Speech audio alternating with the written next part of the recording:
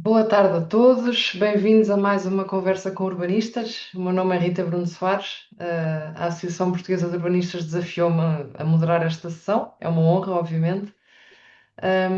Relembro que esta sessão está a ser gravada para depois poder ser difundida nas redes sociais da Associação Portuguesa de Urbanistas. Nesse aspecto, e, enfim, neste contexto, agradeço o apoio técnico e logístico da Fundação Serra Henriques, que tem apoiado a APU na gravação e na divulgação destas sessões. Agradeço também a presença de todos, e em particular da nossa oradora. Esta sessão terá cerca de 90 minutos, portanto vai mais ou menos até às 7h30. Meia hora para a Beatriz nos falar do projeto que aqui atrás e depois então o resto para trocarmos impressões, para colocarem questões e para podermos falar um bocadinho sobre o tema. Depois da apresentação de Beatriz, se quiserem participar, podem ou pôr a mão no ar aqui nas reações do Zoom, ou se preferirem, coloquem as vossas questões no chat que eu tentarei transmiti-las à Beatriz aos restantes participantes para tornarmos este um debate dinâmico e interessante, com certeza. Ora, o tema do ano aqui das conversas dos urbanistas é Urbanismo em Ação.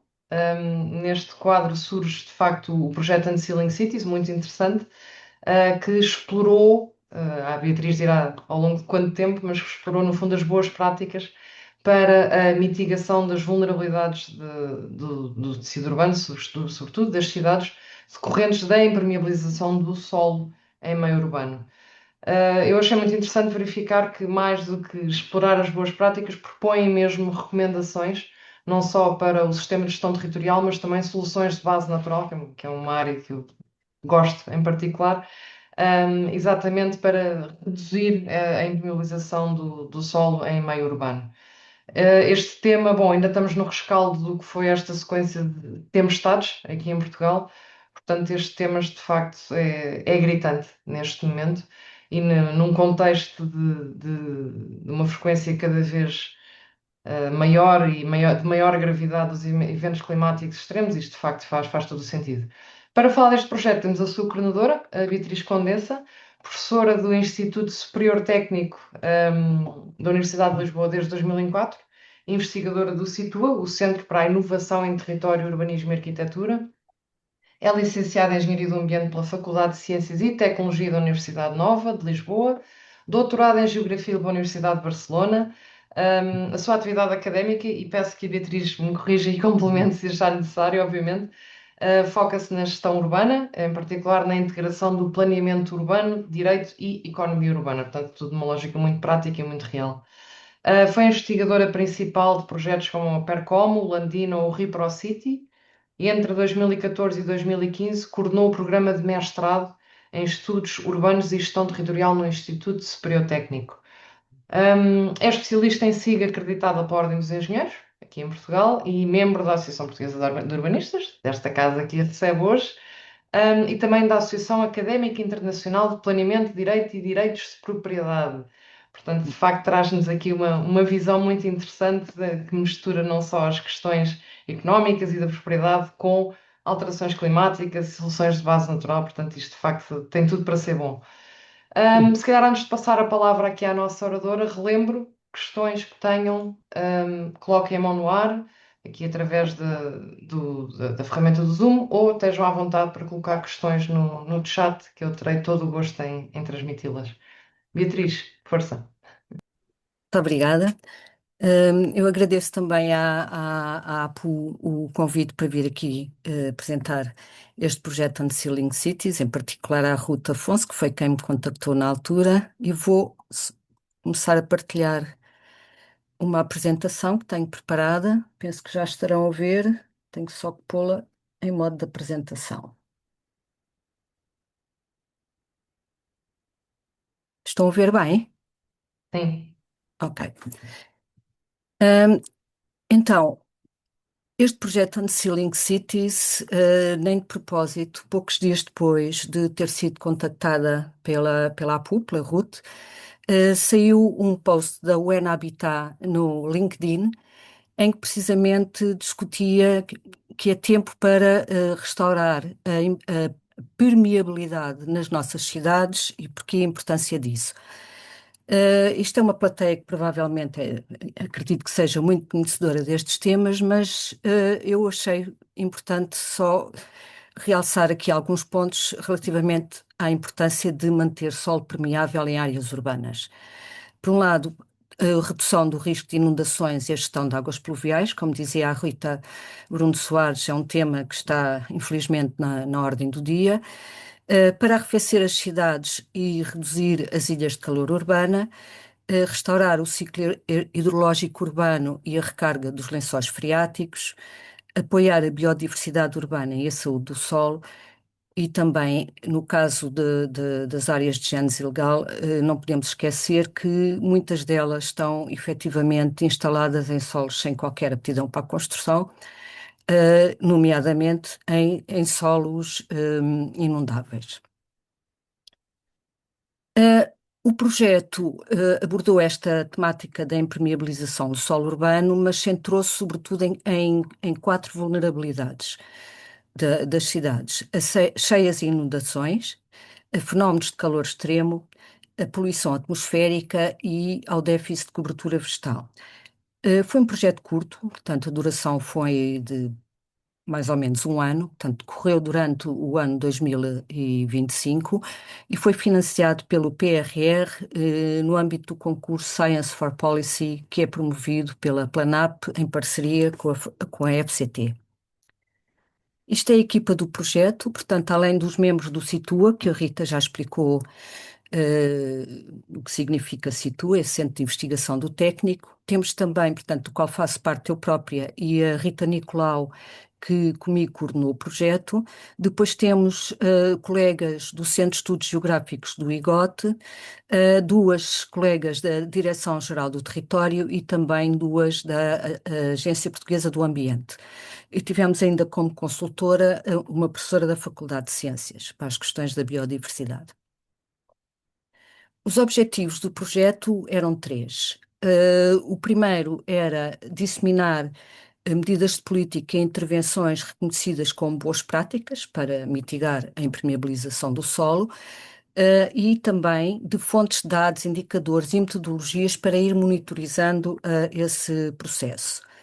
Um segundo objetivo passou pela cocriação com dois municípios de Portugal continental de intervenções para reversão da impermeabilização do solo ou a implementação de soluções de base natural. E, por fim, o último objetivo foi o de elaborar recomendações para controlar a impermeabilização do solo e aumentar a resiliência das cidades às alterações climáticas. A questão da proteção do recurso solo já está há algum tempo a ser lidada a nível europeu, desde logo em 2011, com o Roadmap to a Resource Efficient Europe, foi estabelecida uma meta não vinculativa, é voluntária, que é chamada meta No Net Land Take by 2050. Basicamente, o que esta meta vem propor aos Estados-membros é a anulação da artificialização líquida do solo até 2050. Portanto, quando eu falo artificialização, estou a falar de transformação de usos e ocupações naturais e seminaturais em ocupações, enfim, senso lato urbanas, que a maioria das quais depois pode estar ainda por cima impermeabilizada. Para atingir essa meta é necessário reduzir a artificialização e, nomeadamente, a impermeabilização do solo, aumentar a reutilização de áreas urbanas através da densificação ou reabilitação de espaços que estejam abandonados ou subaproveitados e estabelecer intervenções compensatórias da artificialização do solo que não possa ser evitada. Portanto, basicamente, este princípio diz-nos que quando se tem necessidade que não pode ser evitada de artificializar uma determinada área, deveria ser revertida a impermeabilização de outra área de igual dimensão. Pronto, em traços latos será isto. Depois, em 2021, A estratégia de proteção do solo para 2030 vem reforçar a necessidade de atingir esta meta do No Net Land Take e vem apelar aos Estados-membros que estabeleçam os limites intermédios para 2030, para se atingir este objetivo em 2050, tanto a nível nacional como regional e local. Portugal não o chegou a fazer no prazo estabelecido, que era até final de 2023. A Lei do Restauro da Natureza 2024 também vem prever o aumento da cobertura vegetal e dos espaços verdes urbanos e a integração de soluções baseadas na natureza no próprio planeamento. A Lei de Monitorização do Solo do ano passado, portanto, que já está em discussão europeia, a lei europeia, que já está em discussão há uns anos, vem reforçar mais uma vez a necessidade de evitar a impermeabilização e pugnar pela desimpermeabilização quando isso é possível e na importância de ir monitorizando estes processos. Uma das primeiras tarefas que fizemos foi então uma pesquisa extensa bibliográfica, também de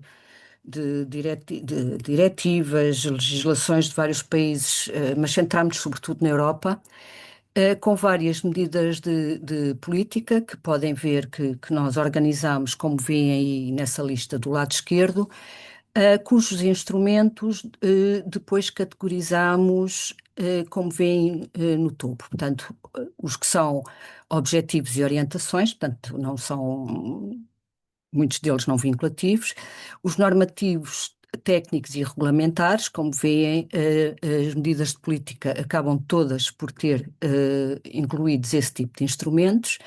Instrumentos económicos e financeiros, que passam muito também pela fiscalidade relacionada com a propriedade, e, genericamente, outro tipo de instrumentos para atingir estas políticas.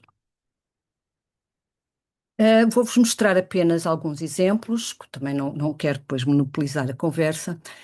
Este é um exemplo de uma medida de regulação do uso do solo por proibição ou incentivo de alterações específicas, neste caso na Flandres, em 2018, um programa um programa de financiamento que visou reverter a impermeabilização do solo, sobretudo em espaços públicos, parques escolares, praças, parques de estacionamento e arruamentos. Também na Flandres, esta é uma imagem que eu acho muito curiosa, que foi a imagem utilizada para promover uma política chamada Beton Stop, que também vai impugnar pela travar esta impermeabilização do solo a partir de 2040, portanto, antecipando a meta europeia em 10 anos. Outro exemplo de instrumento que pode ser usado é a transferência de direitos de construção, que permitiriam transferir o potencial de desenvolvimento urbano de um local que não tenha essa aptidão para outras áreas que possam ter esses usos urbanos, permitindo libertar solo que possa ser mantido permeável, entre outras utilizações coletivas, digamos assim. Não há para estas políticas, não há uma solução universal, não é uma solução única que se possa aplicar, mas de- da nossa revisão de projetos que já estão a ser feitos, destas políticas, vimos que são apontados como principais fatores de sucesso, primeiramente obviamente a sua integração com outras políticas territoriais e setoriais, portanto planeamento, com a habitação, com a mobilidade, o ambiente, a agricultura, etc.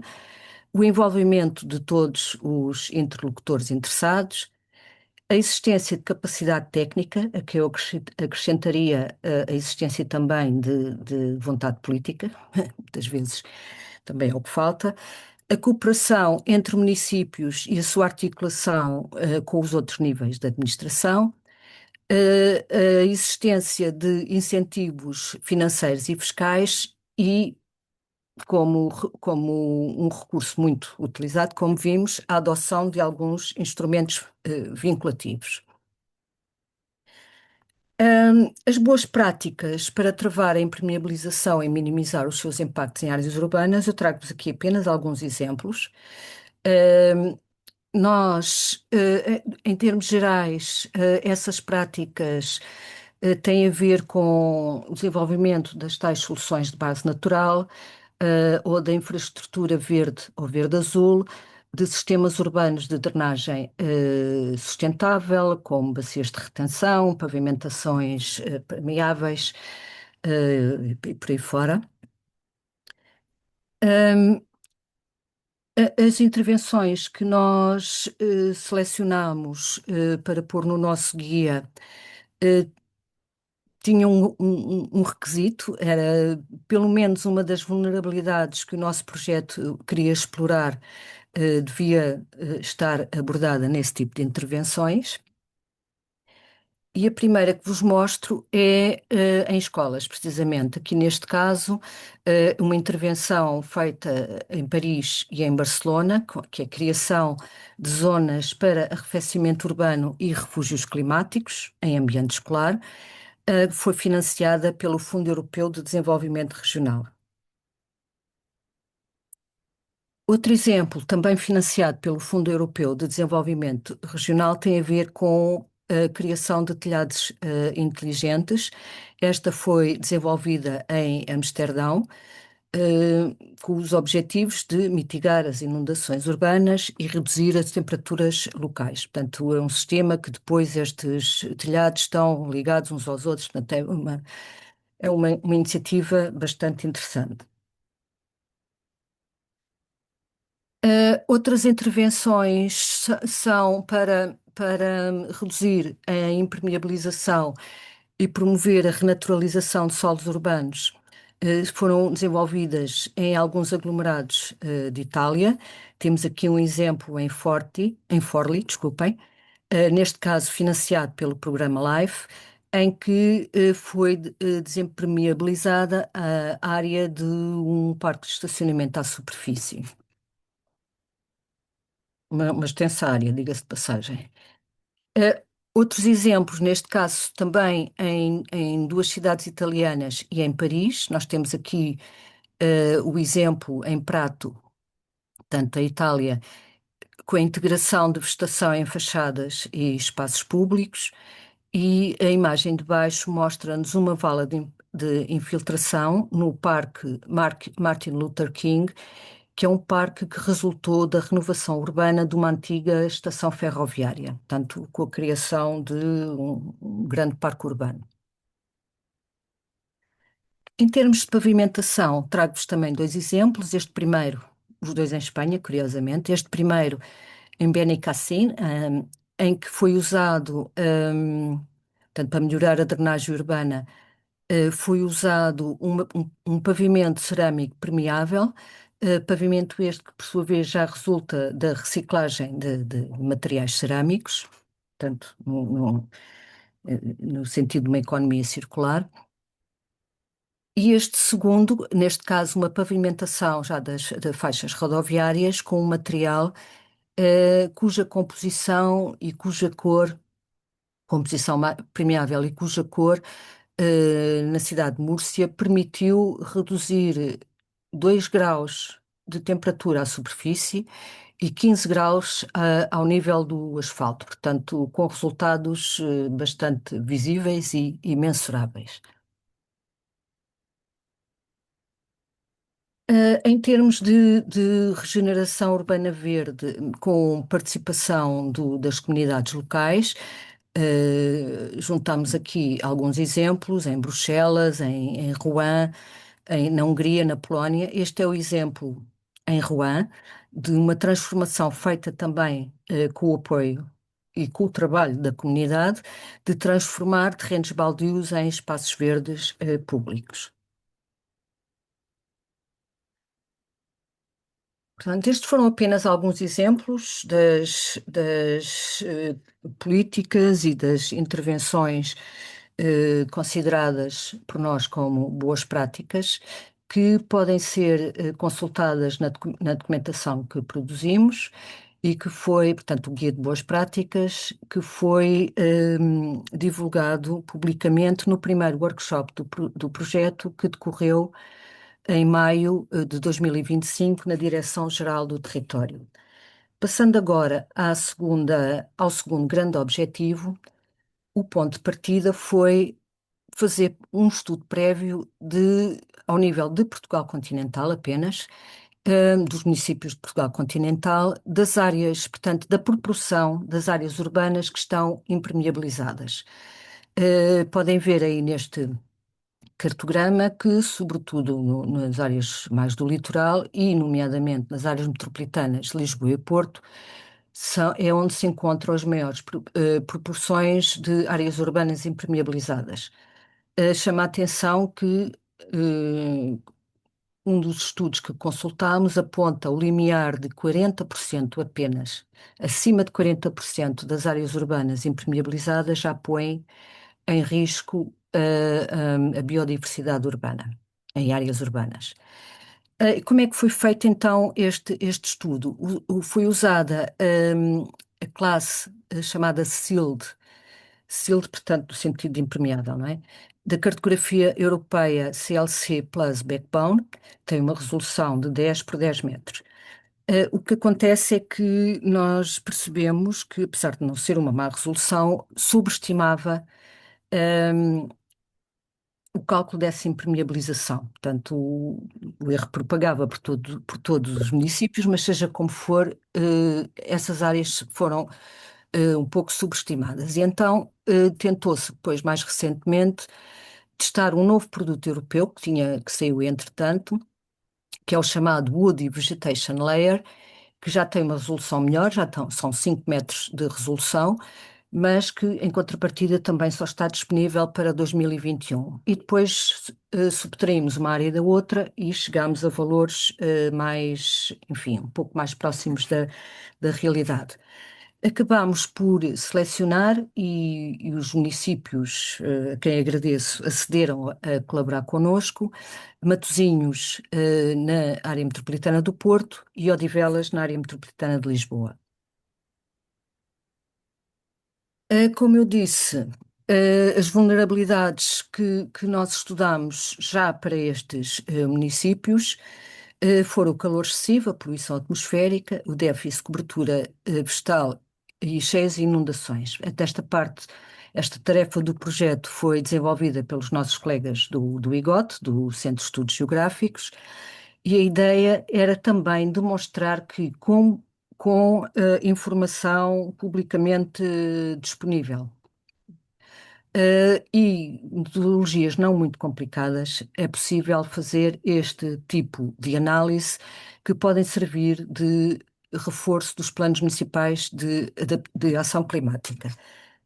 Paralelamente a este trabalho que ia sendo feito pelo SEG, nos nossos contactos com os municípios, nossas reuniões com os municípios, fomos também tentando identificar intervenções que fossem, nesses municípios, que fossem de encontro aos objetivos do projeto.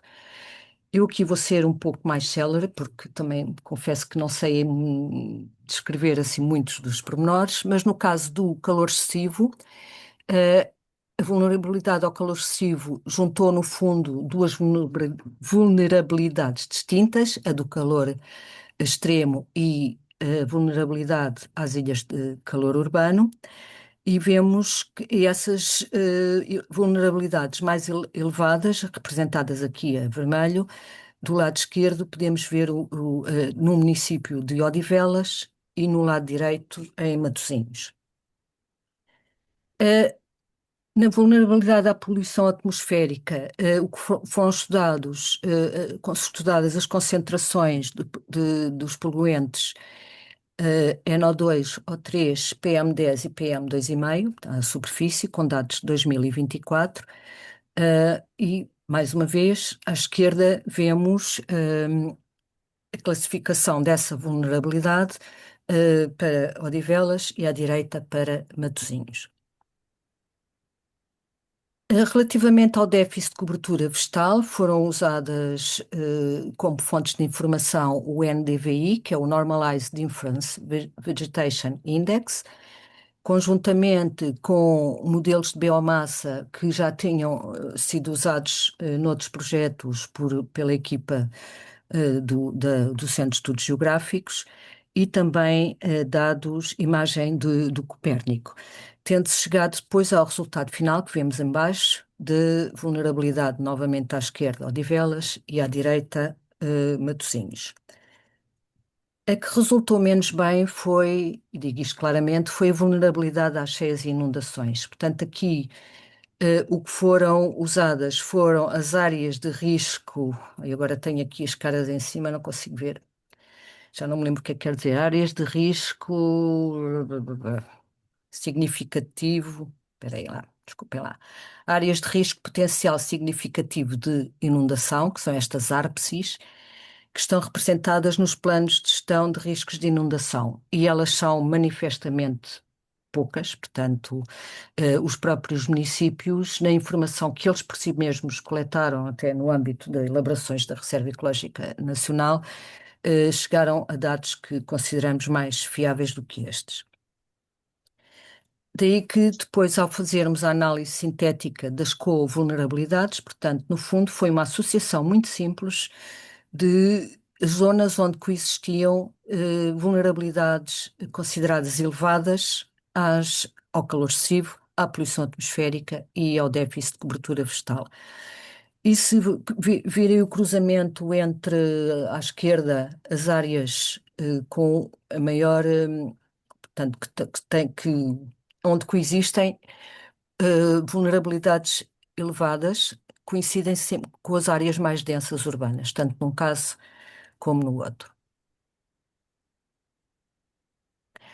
Em termos depois das intervenções, as que foram identificadas pelo município de Matosinhos e de Odivelas, curiosamente, ambas foram desenvolvidas em escolas. Escolas que podem ser, no fundo, encaradas também como living labs, locais onde se experimentam e se vão testando estas soluções de forma co-criativa. Tentando, de alguma forma, melhorar também a informação e a literacia da população escolar e da população em geral. Isto são imagens das escolas, entre aspas, tradicionais, não é? Em que nós vemos que os espaços exteriores estão normalmente todos impermeabilizados. No caso de Odivelas, a intervenção que foi selecionada é de requalificação e modernização da escola secundária da Ramada, em que o que está, e esta já estava praticamente terminada na altura em que fizemos, juntamente com os técnicos da Câmara e com pessoas da escola, a visita às obras que já estavam mesmo a ser finalizadas, no início de janeiro, foi remover o pavimento danificado e depois substituí-lo por solo vivo protegido por casca de pinheiro, isto aqui numa área bastante restrita, e numa área bastante maior, a substituição de lajetas de betão por outro tipo de betão drenante. No caso de Matosinhos, a intervenção é na Escola Básica da Amieira, que é uma básica de primeiro ciclo e jardim de infância. Esta está mais atrasada, portanto, está ainda em fase de estudo prévio. Vai passar pela demolição do edifício existente e no novo edifício vai haver uma cobertura verde, que até vai ter depois um jardim de cheiros. Vão ser depois também desenvolvidos ou plantados canteiros e hortas, e o outro pavimento exterior vai ser substituído por pavimentos permeáveis. Esta é uma imagem que eu acho curiosa, não sei se conseguem ver a animação. Isto é uma escola na Dinamarca, só podia, não é? Portanto, este tipo de intervenções, como eu dizia de início, promove o conhecimento do valor do recurso solo, sobretudo no seu estado saudável, à sociedade e, por outro lado, também estas intervenções públicas em espaço público podem vir a estimular outros municípios ou os próprios municípios a estenderem este tipo de intervenções a outras áreas urbanas. O terceiro objetivo tem a ver então com as recomendações. Como é que nós tratamos esta questão? Bom, primeiro começamos, mais uma vez, revisão de literatura, diretrizes, legislação, etc. E daí começamos nós, quando eu digo nós, a equipa, a desenvolver 25 propostas de recomendação. Foi feito um inquérito online, que foi divulgado de várias formas, inclusive, mais uma vez, agradeço à APU, porque também foi um veículo de transmissão deste questionário. E tivemos 87 respostas. Esse questionário permitiu três coisas. Por um lado, que quem responda possa discorrer, possa justificar porque é que discorda com algumas das recomendações específicas, propor específicas das nossas originais, né, das que tínhamos proposto originalmente, e propor novas recomendações alternativas e identificar diplomas ou instrumentos legais que não tivessem cobertos pelas nossas propostas de recomendações iniciais, que, na opinião dos respondentes, precisassem de serem reformulados de forma a garantir uma maior proteção do recurso solo. Em termos de respostas, a maior representação foi, e aí agradeço imenso, dos técnicos municipais, portanto, um terço das respostas, depois de investigadores e docentes universitários, de 24%, logo seguido de representantes de organismos da administração central. Efetivamente, poucas, para ser franca, houve apenas uma resposta de um representante de uma das CCDRs. Portanto, a nível regional não respondeu ao nosso apelo. Essas recomendações, as tais 25, estavam classificadas por 6 domínios de intervenção: sensibilização e capacitação, governança colaborativa, diretriz e regulação, liderança pelo exemplo, incentivos financeiros e monitorização. Como podem ver, a grande maioria, 15 das 25, são recomendações relacionadas com diretrizes e regulação. Eu não vou aqui mostrar nem listar essas recomendações, eu acho que seria muito tempo e também aborrecido. Portanto, mais uma vez, apelo a que vão consultar o documento de recomendações que foi divulgado já no webinar final do projeto, que se realizou no início deste ano, em 12 de janeiro. Portanto, optei por, ao contrário disso, em vez disso, não é ao contrário, em vez disso, vos falar de algumas sugestões que tivemos para revisão, neste caso, de legislação que tenha a ver com fiscalidade e financiamento municipal. E elas são na base do pau e da cenoura, não é? Por um lado, taxar mais a edificação sem uso e solo urbano expectante. Portanto, o solo urbano expectante não tem esse reforço na taxação cá em Portugal. Por outro lado, premiar a reabilitação feita em solo já urbano. Desonerar a propriedade que mantém logradouros e áreas permeáveis e, ao contrário, penalizar a impermeabilização excessiva e o abandono dos solos. Outra legislação que os nossos interlocutores acharam importante ser revista é que tem a ver com os parâmetros de dimensionamento das áreas para espaços verdes, infraestruturas e equipamentos. Portanto, a Portaria 216b, que foi depois, como sabem, revista em 2024. E essas revisões seria no sentido de reduzir as exigências de estacionamento, que são consideradas excessivas face às atuais preocupações com mobilidade sustentável dos modos ativos, portanto, retirar o espaço ocupado pelo estacionamento de carros das nossas áreas urbanas, eh, a utilização de materiais mais permeáveis nas infraestruturas rodoviárias, a redução de solo impermeabilizado em espaços verdes e, por último, a implementação de soluções alternativas ao passeio convencional. Isto são iniciativas que já estão a ter grande sucesso Europa fora. Portanto, estes ou pequenos canteiros, jardins de chuva, etc., em passeios convencionais, havendo espaço para isso, naturalmente. Aqui damos como exemplo, nas zonas verdes, os caminhos pedonais não têm necessidade nenhuma de ser impermeáveis, devem ser mantidos permeáveis.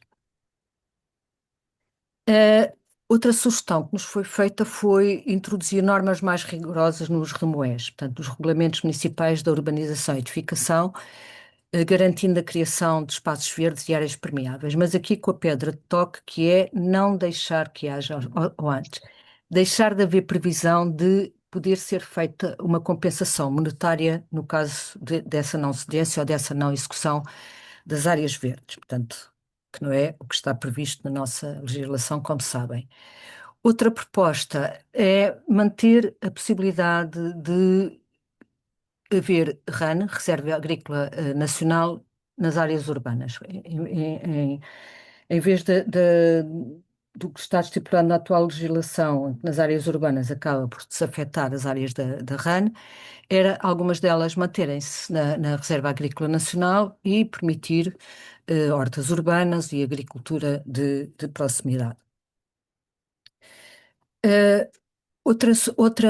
outra sugestão foi a de considerar os planos municipais de ação climática, os PMAC, e os planos de mobilidade urbana sustentável, os PMUs, como IGTs, Instrumentos de Gestão Territorial formais. Portanto, dentro daquilo que os juristas dizem, da tipicidade dos planos. Estes planos, enquanto isso não acontece, estes planos, de qualquer forma, devem ser devidamente ou melhor articulados com os planos territoriais, os PDMs, PUs e PPs dos municípios. Por último, é proposta a revisão do decreto-lei que regula a acessibilidade a edifícios públicos, habitacionais, equipamentos coletivos e espaços públicos, que já é de 2006, de forma a poder-se integrar zonas verdes e canteiros em passeios e espaços públicos, portanto, de acordo com algumas condições, naturalmente, que permitam a mesma a mobilidade de cidadãos com essa mobilidade mais reduzida. Queria ainda falar-vos de uma iniciativa que foi tomada há 2 anos, durante a presidência belga da União Europeia, em que precisamente foram estudar como é que se consegue conciliar a procura de espaço para habitação e para atividades económicas com esta meta de diminuir a artificialização do solo. A crise da habitação, sobretudo no que se refere ao acesso à habitação, portanto, à oferta de habitação acessível, não é só um problema português, apesar de cá em Portugal apresentar muita gravidade, e a forma até como foi resolvido pelo legislador português de alterar o regime, permitindo, de alguma forma, simplificar e agilizar a transformação de solo rústico em urbano para estes fins, de habitação acessível e para atividades económicas, põe em causa a meta do non-net land take. Por outro lado, a transição para uma economia circular e neutra e também resultado do Covid, da guerra na Ucrânia, a necessidade que a Europa vê de se, digamos, traços gerais, de se reindustrializar, aumentaram a procura de espaços para a instalação destas atividades económicas, o que mais uma vez põe em causa a meta do non-net land take. Então, foram apresentadas pela presidência belga algumas propostas para tentar conciliar estes objetivos divergentes. No caso da habitação, o que é proposto é que sejam, pronto, não é novidade, mas mais uma vez relembra que devem ser dada prioridade à utilização de terrenos desocupados, edifícios vazios ou habitações subocupadas e, do modo geral, a colmatação das áreas urbanas. E propõem a utilização de instrumentos como, por exemplo, o Community Land Trust, que tem sido usado em cidades como Bruxelas, Londres e Amsterdão, com sucesso, em que basicamente o que acontece é que o Community Land Trust mantém a posse do solo suporte, e os residentes são proprietários ou arrendatários apenas dos edifícios. Portanto, no fundo, acaba por ser um pouco como direito de superfície. Outra proposta é o chamado zonamento inclusivo, ou seja, sempre que haja intervenções para a criação de muita área de construção, uma proporção, uma percentagem dessa área ter que ser obrigatoriamente dedicada à habitação a custos acessíveis. No fundo, é uma forma de captura de mais-valias. E, por último, a utilização do direito de superfície para acesso à habitação acessível por famílias com menores rendimentos, porque, mais uma vez, separa o valor do solo do valor de tudo o que está acima do solo, portanto, do valor das habitações, neste caso. Relativamente às atividades económicas, o que é defendido é a hierarquia do uso do solo que já vem nesta lei europeia que vos falei de 2024, basicamente evitar, reutilizar, minimizar e compensar. Também planeamento com estratégias de especialização inteligente, ou seja, no fundo dar prioridade a setores que tirem partido do conhecimento, da mão de obra e dos recursos endógenos das várias regiões e, mais uma vez, a reutilização das áreas já urbanizadas. Espero não ter sido muito maçadora. Deixo-vos aqui o endereço do nosso site, do site do projeto, onde estão disponíveis aqueles dois documentos de que vos falei, portanto, o Guia das Boas Práticas e as recomendações, e espero que brevemente possamos lá pôr também os outputs, outros outputs do projeto, que são as policy briefs, mas que ainda estão em análise pela entidade financiadora, pela Planat, e, portanto, ainda não são divulgáveis. Muito obrigada pela vossa atenção. Obrigada, Beatriz, pela exposição tão sucinta e densa ao mesmo tempo. Pois foi, demorei um bocadinho mais do que os 30 minutos, peço Não, não, desculpa. não, ótimo. Completamente a tempo. Não, está ótimo. Eu também estiquei-me na introdução, portanto, a Ruth depois zanga-se connosco. Ah, Ele já está a dizer que sim. Bem, relembro a todos que o que tenham a perguntar ou a acrescentar aqui ao debate, será muito bem-vindo. Coloquem a mão no ar, coloquem questões no chat. Eu tenho todo o gosto em transmiti-las à nossa oradora e ao grupo. Mas eu, se calhar, vou chamar a mim o privilégio de ser a moderadora para colocar aqui uma questão.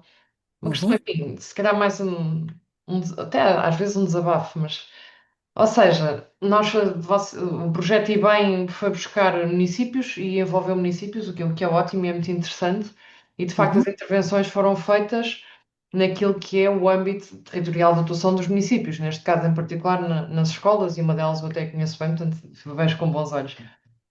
Mas a minha questão é como é que se consegue ir buscar aquele que pelo menos cá é o maior proprietário de terreno urbano, que é o promotor privado, não é? O promotor uhum, ou o pequeno proprietário, por vezes privado. Portanto, quer dizer, eu acho, a meu ver, isto advém, obviamente, lá está o pau e a cenoura. Podemos usar o pau, podemos uhum, regular, podemos impor, podemos obrigar, e pronto, com mais ou menos anticorpos a coisa vai-se fazendo se for bem montada, digamos. Mas a minha questão, porque eu gosto sempre muito mais desta abordagem, é qual é a cenoura, não é? A uhum, usar com o setor privado.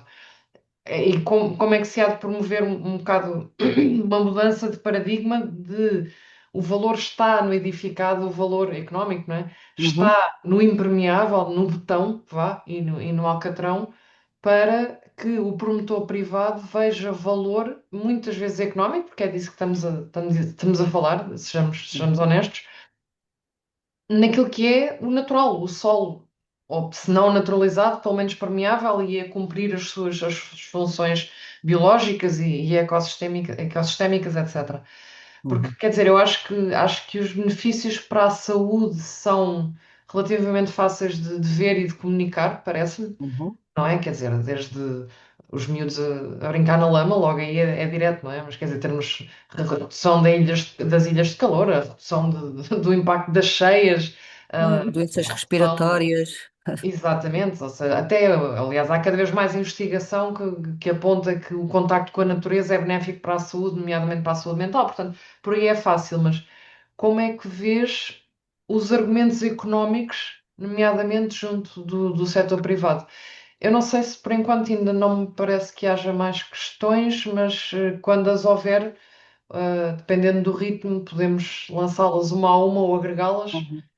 Tá Não bem. sei se queres começar já por aqui, enquanto não chegam Hum, outras. É assim, eu aqui tem que ser mesmo o pau e a cenoura. O pau é nos regulamentos municipais de urbanização e edificação, isto vira, este tipo de soluções baseadas na natureza ser claramente expresso, eh, porque também não se pode exigir uma coisa que não é imposta, digo eu. Tem que se impor de alguma maneira essa exigência. Mas eu acho que isso não vai ser suficiente. E, infelizmente, os promotores que, por sua própria iniciativa, estão, não digo a ir para além do greenwashing, não é? De pôr lá umas coisinhas verdes e que parece que já está tudo muito, muito natural e muito ambiental, não é? Hum, Aí é mais complicado. Eles próprios têm, enfim, têm os seus próprios normativos em termos ambientais que têm que cumprir, que não são impostos por Portugal, portanto são mais genericamente postos até a nível europeu, e alguns que já o fazem de forma mais voluntária para porem um produto que eles sabem que é melhor no mercado. O problema é que depois esse produto que é melhor no mercado é caro. Não é para a generalidade da população e não vai certamente ser esse tipo de produto que vai resolver os problemas da crise da habitação. Portanto, isso já está a acontecer, digamos que voluntariamente, porque, quer dizer, o que é que nós vemos nos regulamentos dos planos ou nos regulamentos, de urbanização e edificação? Temos os índices de impermeabilização que têm que ser mantidos, os de ocupação, etc., mas não há propriamente uma promoção deste tipo de soluções baseadas na natureza. Portanto, basicamente, aquilo que está a acontecer é voluntarismo dos próprios promotores, mas promotores de alta gama. A questão é essa. Pronto. Não sei muito bem como é que se dá a volta a esta situação. Eu acho que o facto das próprias pessoas, a população em geral, estar mais consciente, como tu dizias, Rita, dos benefícios deste tipo de soluções e de preocupações em áreas urbanas, de alguma forma também vai fazendo aos poucos mudar o mercado. Mas para já o que eu vejo é voluntário e em alta gama, não é extensível à construção, ao business as usual, não, não tem sido. Pois, ou seja, as certificações BREEAM e os LEEDs, etc., É, não são para toda a gente. Ruth, uhum, tens a mão no ar. Ah, pronto, vou fazer o meu papel também de co-animadora, hoje é Uhum. co-animadora. Eu gostei muito da apresentação, penso que foi um appetizer grande para agora irmos consultar os documentos. Penso que essa também era, no fundo, a nossa intenção. Nós trabalhamos nestas áreas, temos sempre muitos documentos para ler e às vezes é difícil acompanhar tudo o que todo o conhecimento que vai sendo disponibilizado e a intenção também era chamar a atenção para este trabalho e as conclusões deste trabalho e para tornar agora mais apetecível consultar, nomeadamente as recomendações. Portanto, acho que esse papel está cumprido. Eu gostei daquilo que foi apresentado, porque me pareceu interessante as diferentes facetas e escalas de intervenção Uhum. que são recomendáveis, desde o projeto na escola até um nível mais de ordenamento à escala municipal ou supramunicipal. Por outro lado, também pareceu aqui também inovador o envolvimento aqui na parceria da administração, a administração pública, que tem um papel fundamental no Uhum. acompanhamento da política pública a nível do ordenamento do território. E nesse aspecto eu queria saber se o resultado, se este estudo os motivou, motivou a administração, nomeadamente a DGT e a APA, a fazerem mais alguma coisa. Isto é uma das minhas perguntas. Mais algum, o que é que vão fazer a seguir com estas recomendações? O que é que fica do lado deles, desenvolver e tentar implementar? Em relação a aqui algumas das recomendações que foram identificadas pela Beatriz, bem, a primeira questão que deixou bastante clara é que, mais uma vez, e digo mais uma vez porque noutros temas, não só no da habitação, mas noutros, a questão da fiscalidade é mais uma vez muito relevante para conseguir atingir objetivos de política pública. Eu penso que ainda estamos um bocadinho longe de conseguir que os privados tenham aqui, a não ser quando são os tais promotores de luxo. Acho que isto tem que ser uma tarefa e um objetivo da administração pública central, regional, local. Portanto, tem que haver paus, muitos paus e muitas cenouras para fazer acontecer, para mudar o nosso território no sentido de ele ser mais permeável. E, portanto, a fiscalidade foi aqui salientada como um aspecto, e nós temos que continuar a tentar que a fiscalidade sirva melhor o ordenamento do território. Parece-me que são setores que ainda estão um bocadinho desconectados, parece-nos. Depois, sobre medidas mais concretas, a questão dos parâmetros, os parâmetros urbanísticos, que é Uhum. uma matéria que os planos territoriais, os planos municipais territoriais tratam. Isto entra aqui, cruza com outras discussões que estamos a ter, estamos na associação e na sociedade, e quando falamos de simplex e quando falamos de cedências, estamos a falar Uhum. também de parâmetros urbanísticos para as questões dos espaços verdes, e do estacionamento. Esta é uma matéria que, mais do que a portaria dos loteamentos, deve ser trabalhada a nível dos planos municipais e dos planos de urbanização, por exemplo, Uhum. especialmente. Portanto, nós temos que fazer mais, e eu trabalho nesta área, tenho muita dificuldade de aplicar parâmetros diferentes daqueles que estão na portaria, porque a portaria, embora tenha sido criada com caráter supletivo, é um referencial nacional, nem quer fugir Uhum. daquilo. É verdade. E mesmo quando são exigentes demais, parece que há um receio enorme em fugir daqueles parâmetros. É E verdade. depois, quando os parâmetros se traduzem em libertação em áreas de espaços verdes de caráter privativo, acabamos por perder completamente o controle. Portanto, eu acho que para haver Uhum. controle sobre a impermeabilização, os municípios têm que considerar isto uma prioridade. E os objetivos têm que ser definidos à escala municipal e a concretização tem que ser a nível do espaço público. A nível do espaço público, e porque já sabemos que controlar o que se passa dentro das parcelas privadas e nos lagradouros é extremamente difícil, porque por Uhum. mais que o projeto cumpra o índice de imperialização do solo, que pode ser excelente, depois vai pavimentar a seguir Claro. e descontrola-se completamente. Portanto, tem que ser a nível do espaço público que estas contas têm que ser feitas e que as metas têm que ser garantidas. Concordo completamente com o fim desta balbúrdia com as Uhum. compensações pelas cedências.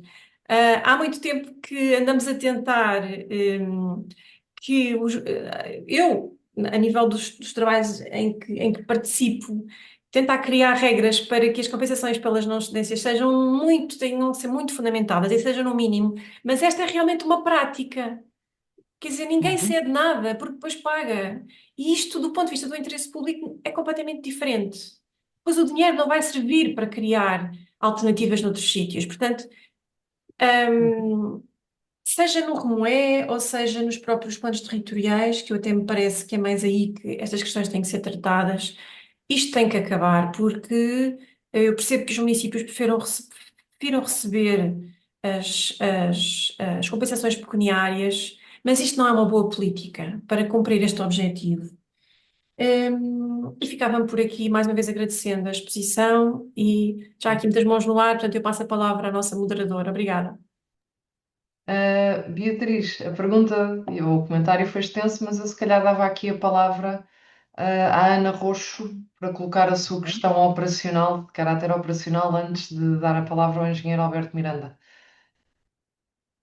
Ana, força. Está sem som, Ana. Olá. Pronto, já está. Então, olá a todos, obrigada. Ahm, obrigada pela apresentação, sempre interessante, claro. Mas a questão que eu tinha provavelmente é mais, não está diretamente ligada com o estudo, mas mais ligada com a prática, digamos, e a prática à escala da cidade. Ou seja, eu diria até mais na escala do plano de urbanização ou do plano de pormenor. E a minha questão tem que ver fundamentalmente com uma grande. Eu sei que o estudo, não, no estudo não, nas recomendações, há até uma recomendação no sentido da simplificação, dos parâmetros urbanísticos, ou enfim, ou da legislação aplicável às questões do solo, mas eu tenho de alguma forma um sentimento diferente, é de que nós temos que densificar, o que é que queremos dizer com o índice de impermeabilização, porque me parece um parâmetro muito pobre para avaliar de facto a permeabilidade dos solos. Eu digo isto porque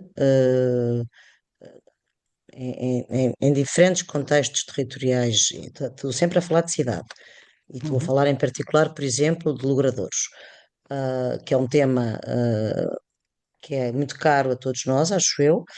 Ahm, ah, eu verifico que há na legislação, nos vários regulamentos municipais, ou até às vezes em PTMs, enfim, instrumentos de escalas diferentes, há quase sempre uma referência a parâmetros de permeabilidade, portanto, ou pela negativa ou pela positiva, tem que ser assegurado um índice de permeabilidade X, ou tem que ser ou o máximo de impermeabilização é X.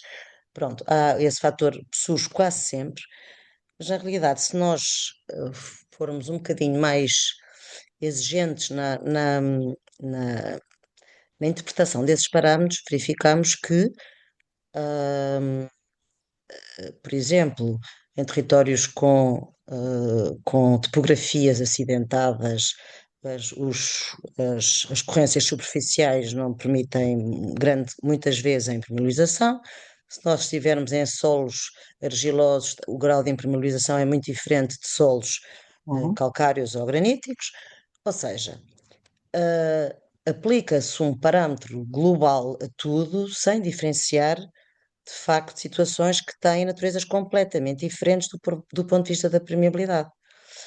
E sabemos, por exemplo, que há câmaras, há municípios que não reconhecem, digamos, a Beatriz há bocadinho falou das escolas com os pavimentos drenantes, e hoje em dia eles são certificados pelo INEC, etc., e muitas vezes com taxas de permeabilidade quase de 100%, e nós sabemos que há municípios que não estão a reconhecer esse tipo de pavimentos como efetivamente drenantes.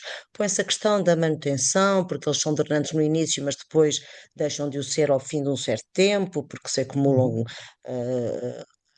detritos, etc, etc. Pronto. Enfim, isto é tudo um tema que, para mim, na minha modesta opinião, nós urbanistas temos muito pouco estudado e sabemos muito pouco sobre isto. Eu recentemente consultei, tive que, justamente por causa de um tema desta natureza, num município na área metropolitana de Lisboa, tentei consultar guias, qualquer coisa que se pudesse servir como referencial. A única coisa que encontrei, e eu dou a dizer a única, mas achei muito bom, um guia francês, justamente aplicável, com o objetivo, com este foco exatamente de diferenciar o grau de permeabilidade de solo natural versus vários tipos de pavimentos. Por exemplo, eu sei que estou a falar, estou a falar de uma escala muito micro, mas para mim isso é um tema, porque é um tema que nós, urbanistas, estamos constantemente a ser confrontados nos planos, no mínimo no plano pormenor, não é? E a questão dos logradores é transversal, penso eu, a todos nós, em todos os planos em que temos que intervir. Por exemplo, eu sei de municípios que nem sequer os DECs aceitam como os decks de madeira, que são sobrelevados e que, portanto, têm uma taxa de permeabilidade razoável, aceitam ahm, como pavimento, enfim, nem sequer ponderam, Assim. porque Uhum. consideram automaticamente que é impermeável. E, portanto, isto no fundo, pronto, podíamos estar aqui muito tempo a falar sobre isto, mas no fundo a minha impressão nesta matéria é que temos muito para fazer e deveria, por exemplo, agora eu não sei se isto estará no âmbito da vossa equipe ou não, ou como é que isto se poderia, mas de facto fazer um guia muito prático. Eu posso recomendar este francês Uhum. que eu Interessada. utilizei, um guia muito prático a dizer, meus senhores, isto é premiável X%, isto é X, isto é Y, e depois tentar ainda cruzar a natureza do solo e a topografia, porque não vale a pena Uhum. estarmos a dizer que solos que, por exemplo, têm, como em Lisboa, nós sabemos, como em Lisboa temos, às vezes, bem, então, noutras zonas do país temos barros que não entra lá nada, fica lá tudo retido mas, mas mesmo solos em Lisboa, graníticos, por exemplo, ou calcários, mas com declives de 20%, quer dizer, estamos a brincar, não vale a pena estarmos a pensar em permeabilidade, aquilo vai tudo para aí fora, não é? Pronto. Portanto, estar a aplicar o índice igual a todo o país, independentemente do solo, independentemente do relevo, e não considerar as alternativas de pavimentos que podem ser, parece muito pobre. Portanto, eu sei que estou a escapar um bocado à questão do estudo, mas estamos aqui num fórum de urbanistas e parece-me que Uhum. este é um tema fundamental para se aprofundar e para nós urbanistas tentarmos densificar, aprofundar, sistematizar, etc. E era apenas isso que eu queria deixar aqui. Obrigada. É para eu responder, Rita? Ou ainda Sim, ouvimos o sim, Alberto? sugiro que Ah, ok. sim, se calhar. Tá bom. Em relação, às questões levantadas pela Ruth, hum, em relação à APA, confesso que não vos sei dizer, mas em relação à Direção-Geral do Território, eu penso que este estudo foi interessante para eles e daí terem também, além da própria Rita Nicolau, que é da Direção-Geral do Território, estarem também as outras duas colegas, hum, por estarem também muito envolvidos de como é que vai funcionar a questão da lei do restauro. Portanto, como é que esta promoção de maior arborização e por aí fora, como é que isto vai funcionar na prática, como é que isto se vai operacionalizar. Portanto, foi um dos temas que lhes pareceu interessante. Agora, menos confortáveis, talvez tenham ficado menos confortáveis quando eu própria, em algumas intervenções públicas, eh, pus em causa o facto destas alterações do registro e por aí fora relacionadas com mais habitação, são um passo atrás, na minha opinião. Em vez de estarmos a avançar, estamos a recuar nestas matérias. Portanto, aí acho que talvez tenha havido algum desconforto. Hum, Em relação à fiscalidade, ainda bem que a Ruth também acha importante esta matéria, porque é efetivamente muito importante e muitas coisas se poderiam resolver se o nosso imposto sobre a propriedade fosse muito mais artilhado, digamos assim, para poder ir monitorizando as alterações que são feitas na propriedade, inclusivamente em propriedades privadas. Portanto, nós temos, por exemplo, os nossos amigos espanhóis na Catalunha. Eu sei que isto é um bocado Big Brother, mas que usam imagens de alta resolução para verem de um ano para o outro se alguém pôs lá a piscina sem autorização ou se alguém impermeabilizou ou não o lote. Quer dizer, isto já é uma ingerência enorme na privacidade de cada um e no direito de propriedade. Mas querendo, faz-se. Tudo se faz, não é? Em termos das câmaras municipais, foi super importante.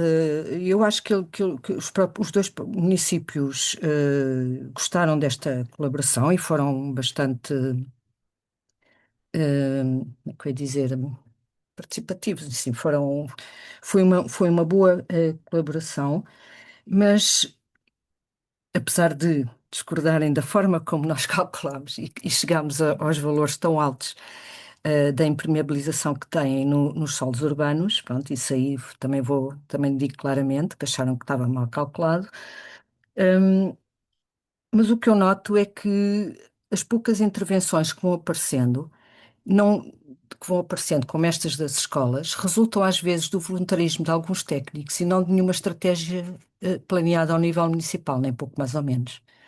Portanto, são coisas que técnicos mais informados e que sabem da importância destas questões propõem e tentam vender isto é um bocadinho mais caro, mas a longo prazo, etc. Não é propriamente uma estratégia concertada. Portanto, eu acho que ainda não estamos suficientemente alerta todos para a importância destas questões. Mas também quero realçar que no primeiro workshop que fizemos, aquele de maio do ano passado, como os nossos exemplos de boas práticas era tudo no estrangeiro. É Bélgica, é Alemanha, é Amsterdão, enfim, Espanha, todo lado. E, e, e houve, na sequência desses workshops, tivemos vários contactos de câmaras e até de uma das CCDRs a dar-nos conta de intervenções avulsas que estão a ser feitas, mais uma vez, muitas vezes por voluntarismo dos técnicos, mas que já estão umas coisinhas a acontecer aqui e ali que espero eu que sejam alavanca para outras ações futuras. Era ótimo que, como no exemplo, num dos exemplos que eu dei, se conseguisse comprovar, como naquele exemplo em Múrcia, que aquele pavimento baixou a temperatura em X, aquele pavimento aumentou. Portanto, que essas coisas também fossem comprováveis. Isto pode ser também pode ser valorizado de alguma forma. Não sei se me esqueci de alguma coisa, Ruth, mas em relação ao que disse a Ana Rocha, eu concordo plenamente e mais que isso, os nossos respondentes a inquérito também concordam. Eles de todo, ou eles não sei, quem respondeu, quem achou essa proposta de imposição de índices de impermeabilização generalizados foi completamente posta de parte, porque, como bem diz, cada caso é um caso, não é? Temos, além dos vários pavimentos distintos com graus diferentes de permeabilidade, temos o próprio substrato, o tipo de solo, o tipo de rocha-mãe, o tipo de declive, etc. Portanto, é, acho eu que é inviável dizer-se que em todo o país o índice máximo de impermeabilização é X. Isso não vai poder ser. E vamos lá ver como é que as coisas se vão resolver com a dita lei do restauro. Hum, para já, não sei se não tinha assim mais nada para acrescentar. Então, se calhar eu dava a palavra ao engenheiro Alberto Miranda, está ali pacientemente à espera, por favor. Boa tarde a todos. Bom, para já dar os parabéns à Beatriz pelo excelente trabalho, e à Beatriz e à equipe que o fez, não é? Pelo excelente trabalho e também pela exposição, também muito, muito esclarecedora. Eu começava por uma questão que a Beatriz colocou, do exemplo que deu de Barcelona.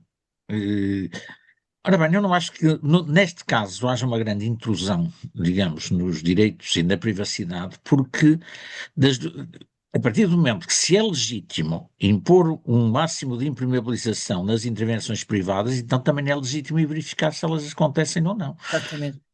Aqui o que se Uhum. podia colocar a questão é, não estamos aí longe demais, se colocamos se pomos limites à impermeabilização, isso muito bem, porque o ordenamento também só deve impor regras onde houver um interesse público e a justifique. Agora, a partir do momento, se acharmos que elas são legítimas, a verificação também é legítima, por definição, não é? Porque não, Uhum.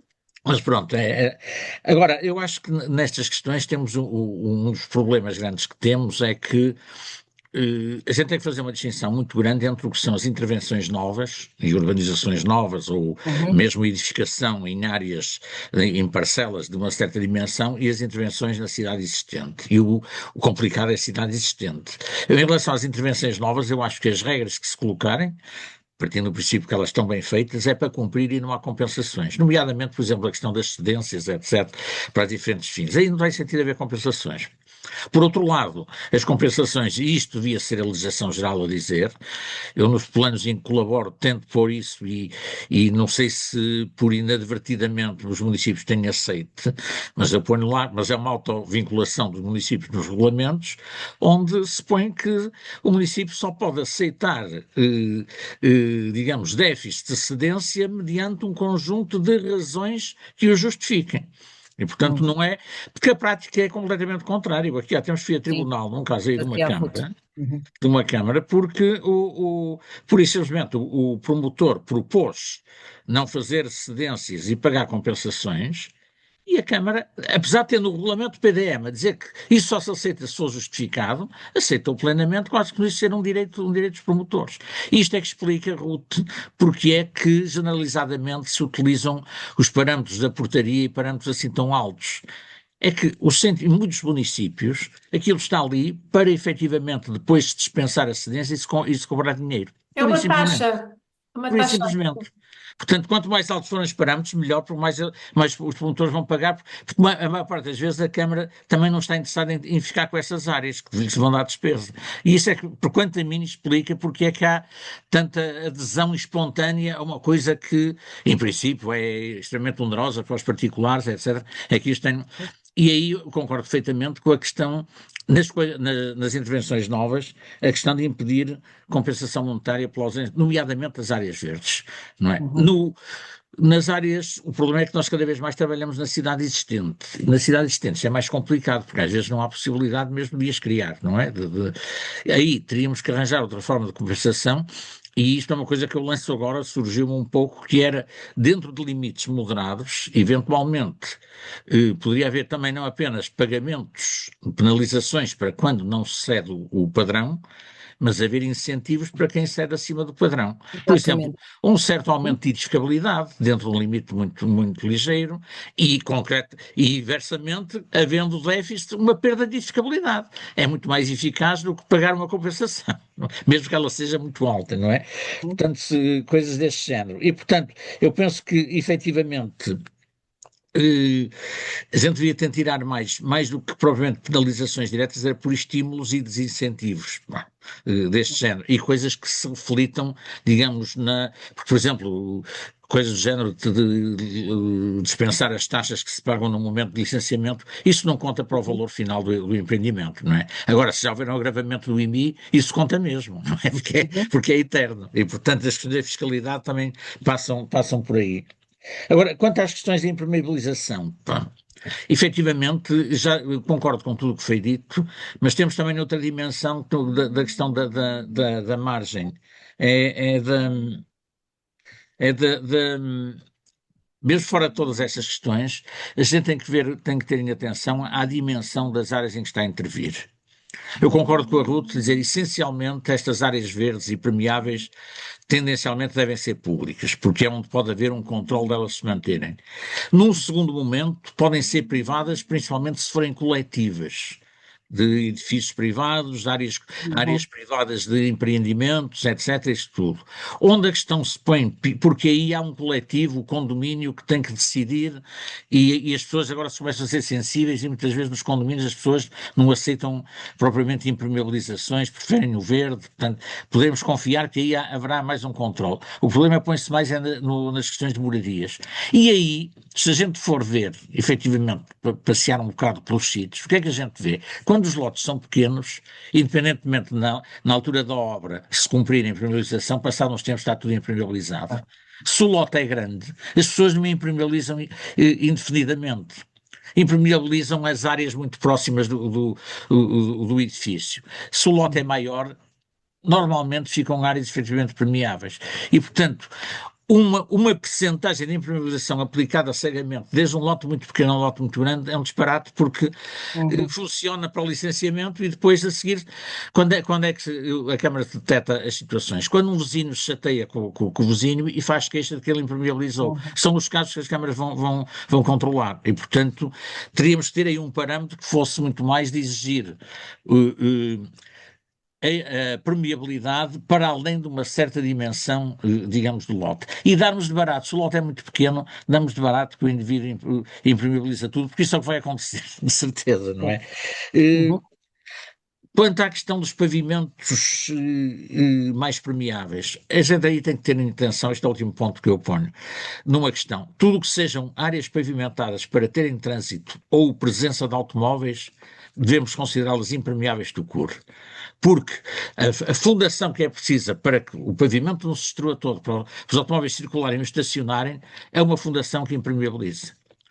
O pior embuste que há são as grelhas nas áreas de estacionamento, tem a ervilha entre as grelhas, aquilo por baixo tem tudo uma fundação, exatamente como se fosse um pavimento, e portanto, tudo o que seja para ter trânsito automóvel, ainda que eventual, ou frequente, não digo eventual, mas frequente, a gente devia considerar impermeável, independentemente de qual é o aspecto à superfície. Pá.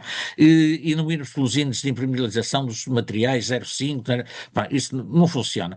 A gente vê nomeadamente os pavimentos como há em Lisboa e aqui em Braga, em muitos sítios, com a pedra calcária, aquilo por baixo nem tem uma base totalmente impermeável, portanto, e mesmo o cubo de granito, quer dizer, as bases são tão impermeáveis que a permeabilidade entre os cubos ou entre os paralelepípedos não funciona, era preferível tudo o que seja assim considerarmos permeáveis. Um último ponto, de uma coisa que eu já não me lembro se ouvi numa conferência, ou li num folhetozinho do saudoso Ribeiro Teles, em que ele denunciava o disparate que é, nas áreas verdes e jardins e canteiros, os canteiros serem sistematicamente sobrelevados em relação aos pavimentos.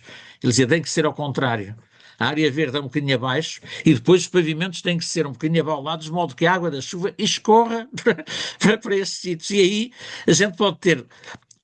É uma conta empírica que eu faço, mas eu diria que se eu tivesse 50% da área permeável desta maneira, na realidade tínhamos uma permeabilidade total, porque a área que escorresse dos outros peixes, com o seu tempo, a não ser com chuvadas muito intensas, acabava por infiltrar e, portanto, nós tínhamos a infiltração como se fosse total.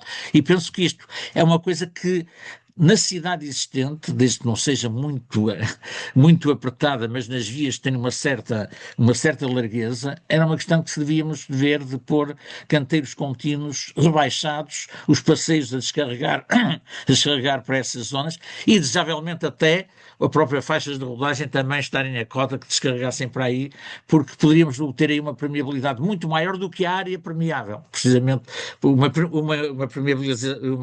penetração da água muito maior do que a da área permeável. Era só essas sugestões, chega só para o que estamos a discutir. Muito obrigado.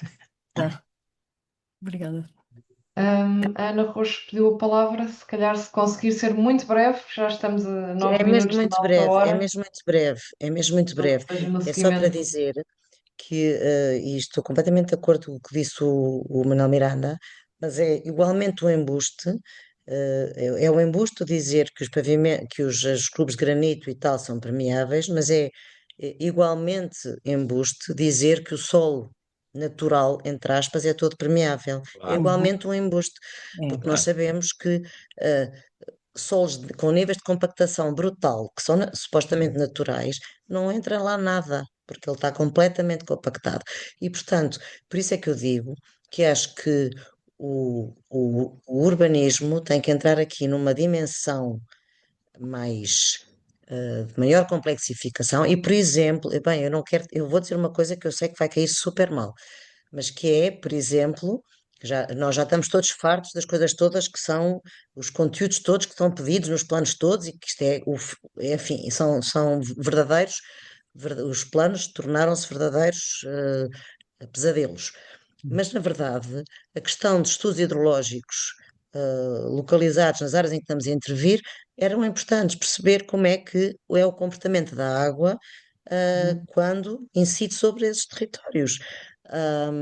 Portanto, eu não quero estar a complexificar mais o planeamento, mas na verdade, quando estamos a falar de solos e de impermeabilização, é muito difícil imaginar que um solo que supostamente não tem lá ocupação permeável em cima, estará a dizer que ele é permeável, não é. Sabemos que muitas vezes não é. E o inverso também é verdade. E, portanto, eu sinto que isto é um tema muito, muito pouco estudado, muito pouco trabalhado e fundamental para esta discussão que estamos a ter aqui. Pronto, era um pouco isso que eu queria dizer. Uhum. bem Não. só, Ana, é só a questão, eu acho que a questão só se põe por uma tendência que está instalada neste país de que tem que ir tudo para os PDMs e para os planos. Não tem. Pois.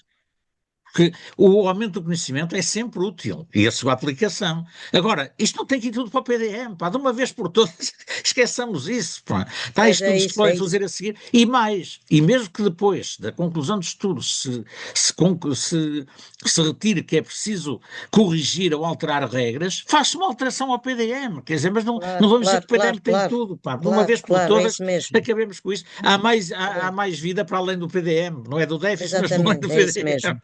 É isso mesmo, é isso mesmo. Uhum. Levantem essas boas práticas e divulguem-se. Beatriz, Evidente. queres responder? Eu queria voltar um pouco atrás à questão dos parâmetros que começou a ser falada pela Ruth.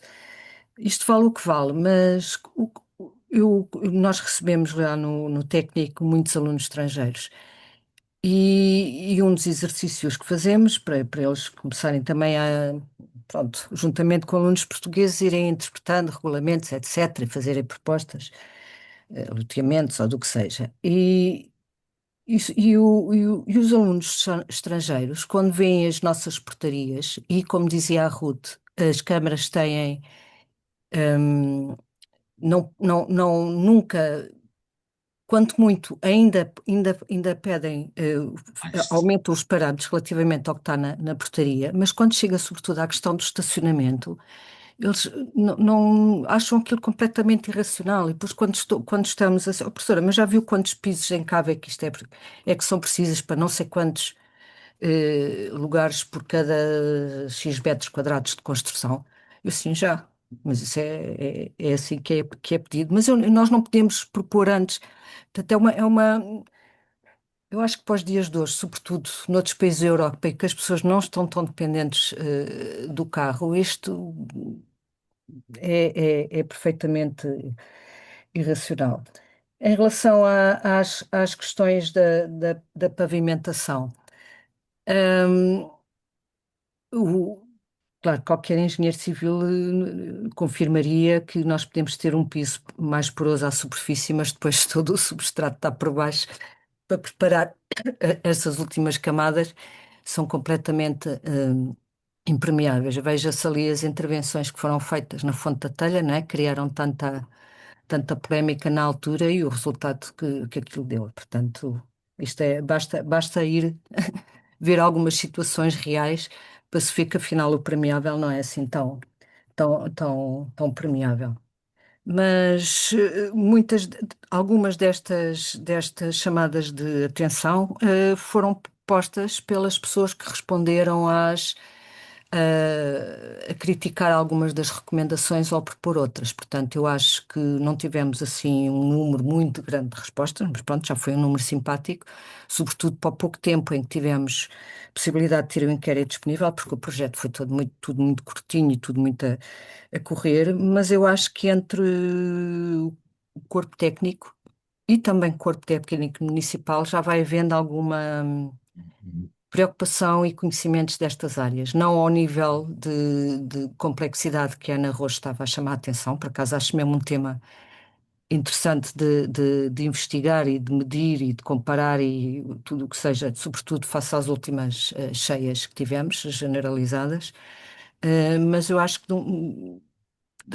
dos políticos talvez não, mas pelo menos dos corpos técnicos eu acho que vai havendo alguma preocupação e abertura a estas preocupações. Não, Ana voltou a pôr a mão no ar, parece? Ou, Eu peço ou era. desculpa, mas é novamente muito rápido.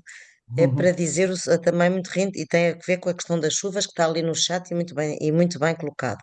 Ahm, eu acho que, para além da questão da impermeabilização, e há que associar à questão da impermeabilização uma questão que me parece fundamental em meio urbano, que é a questão da gestão da drenagem superficial.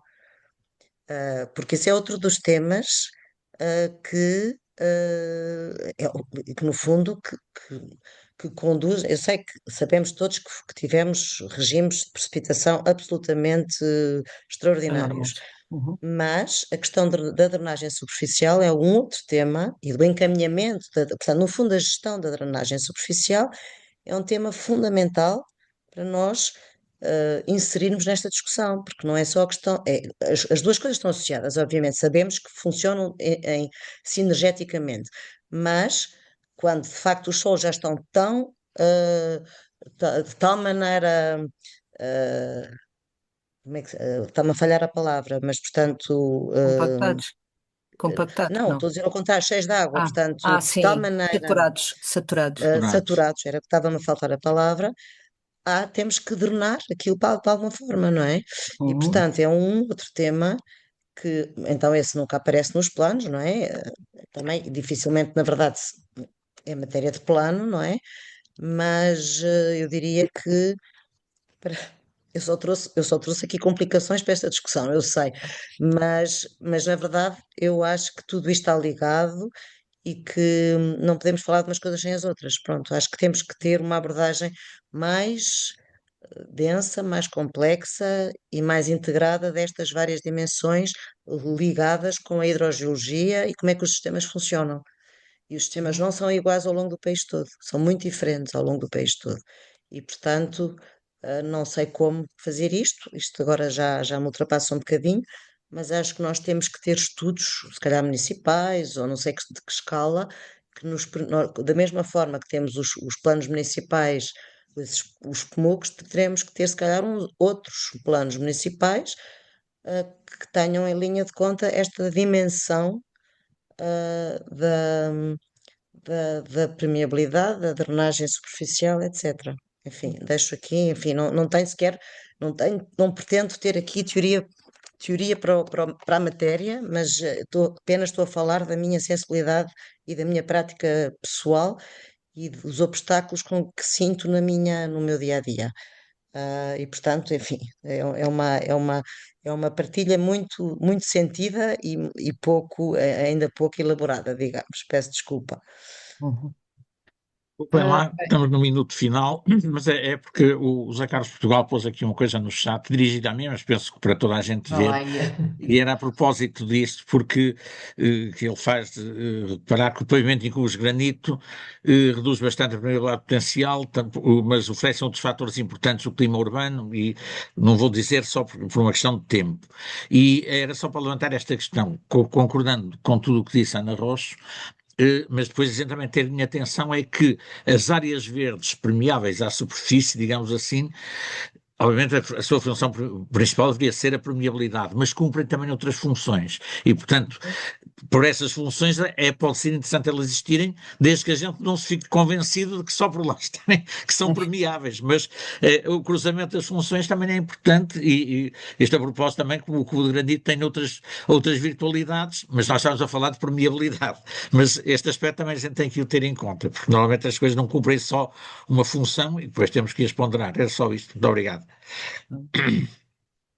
Bem, estamos no último minuto. Aliás, já passámos, mas é assim, quando o tema é interessante, o tempo voa. Mas eu, se calhar, obviamente, deixando aqui uma folga, obviamente, para a Beatriz, se quiser comentar estas últimas intervenções, não queria também deixar de transmitir um desabafo. Parece-me que o Isaac Santos deixou aqui. Pouco se falou sobre a relevância do urbanista em face das recentes chuvas em Portugal. Estaremos em falta cá de nós ou apenas somos ignorados? Enfim, não queria deixar de As transmitir aqui duas coisas, as este duas desabafo. Não coisas. vamos entrar nessa Exato. conversa. Exato, é Isso melhor agora não, é melhor começámos Esse é não, outra tema senão para, ficamos conversa. mais de 1 hora e meia. para outra conversa. Exato. Exato. E se calhar também deixando a ideia à Associação Portuguesa de Urbanistas para a próxima conversa, aqui o comentário do Exato. Adriano Souza, que Muito bem. obviamente parabeniza o tema, mas depois refere, aliás, peço desculpa, pela a Ana Carla, assim é que é, da Ana Carla Sim. Nunes da Câmara do Seixal, sugeriu um próximo webinar com exemplos de mais boas práticas municipais ao nível estratégico, principalmente regulamentar, e aqui eu aproveito e pus também à minha sardinha, porque acho que estes temas, de facto, este tema implica, de facto, uma abordagem à escala estratégica, Uhum. e também as soluções que vão até ao desenho, não é? Até ao projeto de arquitetura, e, portanto, acho que poderia ser giro, de facto, calhar, se acharem oportuno, Uhum. discutir este tema também a estas duas escalas especificamente. Acho que tomamos boa nota. Desculpem, eu queria aproveitar a deixa para apelar a todos, membros e não membros, de sugerirem por escrito para o e-mail da APU temas, projetos. Nós gostávamos de ter ainda mais colegas de municípios para apresentar projetos, porque é mais fácil, tem sido mais fácil para nós ir buscar colegas que conhecemos,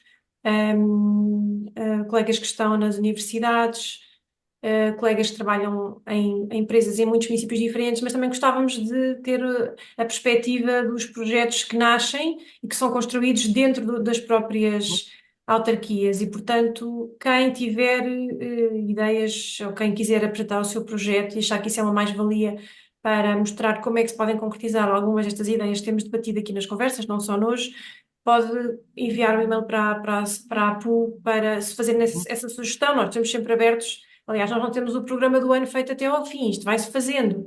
E por isso estamos totalmente disponíveis para as vossas sugestões. Queria também salientar que hoje foi lançado um inquérito, não só a membros, mas àqueles que se inscrevem nas conversas sobre a opinião das pessoas sobre estes debates e os horários. Sentimos que temos que mudar qualquer coisa, embora esta sessão hoje tenha sido um sucesso, na minha opinião.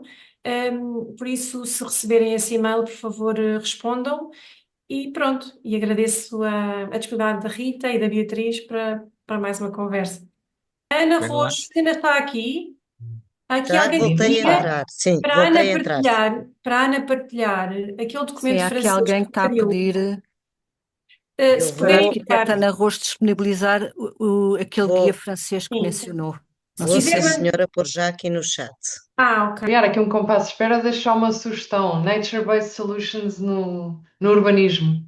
Olha, Ok, olhem, obrigada. outro projeto Planap, também destes curtinhos, foi orientado, também lá do Situa, é mais ou menos, com- na realidade são quase os mesmos parceiros. Também é do Situa, do SES e de mais, não me lembro, Faculdade de Arquitetura, acho eu, sim.